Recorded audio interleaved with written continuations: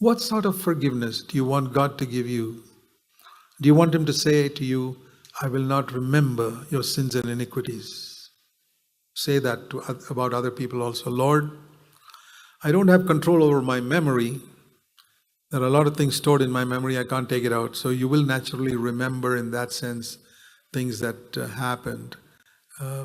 God also remembers your sin and mine. But when He says, I will not remember, it doesn't mean He has forgotten. There's a lot of difference between saying, I have forgotten all your sins. God doesn't say that.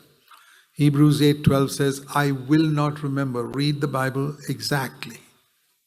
God does not say, I have forgotten your sins. He has not forgotten. Because Jesus told a story of a king who forgave a slave, and the slave went out and didn't forgive somebody else. The king called the slave back and says, I have not forgotten what you owe me, paid back. He unforgave the forgiveness He gave. He canceled it. God can cancel a forgiveness. How does He do that? Because He remembers the sin. But Hebrews 8:12 says, I will not remember, which means I choose not to remember your sins. It's a choice God makes. And that's all I have to do.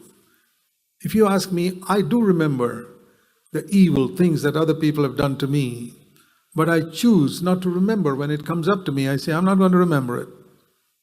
I'm not going to, I exercise my will. As you heard me often say, I live in my will. I don't live in my mind or my emotions.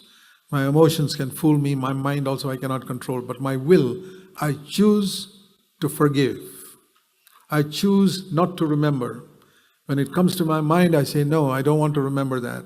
It may come to my mind 100 times in the next few years. I choose not to remember. After some time, it'll slowly stop coming, but it may come once in a while. I choose not to remember. So that way I ensure there's no root of bitterness in our heart. Very, very important.